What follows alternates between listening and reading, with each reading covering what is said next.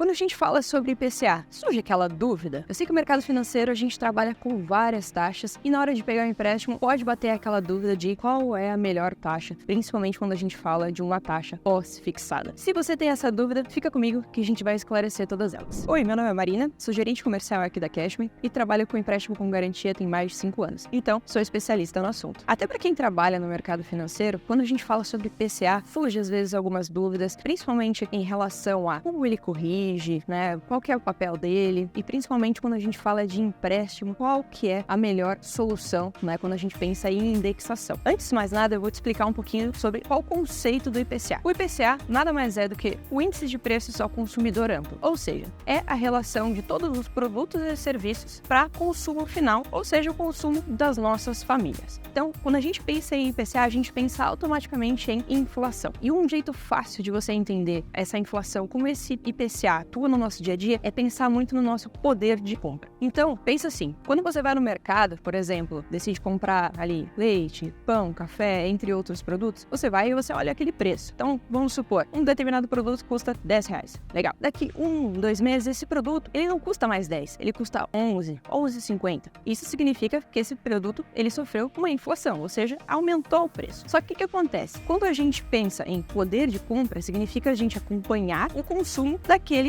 produto. Então, se o produto subiu de 10 para 11,50, se o meu salário não acompanhar essa inflação, essa subida de preços, isso significa que o meu poder de compra reduziu. Agora, se o meu salário acompanhar essa subida de preços, essa inflação, significa que o meu poder de compra ou está estável ou até mesmo ficou acima do que era anteriormente. E aí tem muita gente que se pergunta, tá, mas qual é a relação entre o IPCA, a inflação, com a Selic, né, a nossa taxa básica de juros? Tudo. Justamente porque a Selic ela vai olhar para todo o contexto, né, de taxa de juros, e o IPCA, inclusive, ele serve como um mecanismo de política monetária. Então, se você observar nos últimos anos, até pensando, né, na época de pandemia que a gente teve, a gente viu que a taxa de juros ela foi subindo ao longo do tempo, né? A cada 45 dias, o Copom, que é o nosso Conselho de Política Monetária, ele revisa essa taxa básica de juros, que é a Selic, e no passado a gente viu por muitos meses o Copom reajustando a Selic. Então, essa taxa que antes estava bem mais baixinha, ela foi subindo, até chegar à nossa taxa básica de juros de hoje. E o que acontece? Por que essa taxa ela foi subindo ao longo do tempo? Justamente para conter a inflação. Então, quando o Conselho de Política Monetária sobe essa taxa de juros, ele nada mais está fazendo que tentando conter essa inflação. Então, ou o IPCA tende a reduzir um pouco, ou ele vai ficar, no mínimo, estável. Ainda falando sobre a variação do IPCA, se a gente pega a série histórica dos últimos 5 anos, a gente percebe que em meados de 2021, a gente começa a ver um aumento novamente, né, desse IPCA. E esse aumento, ele está atrelado à questão de falta de insumo, de aumento de preços, justamente relacionado à questão da pandemia, né, que nós tivemos, né, nesses últimos anos. Aí vocês podem até se perguntar, putz, Marina, mas será que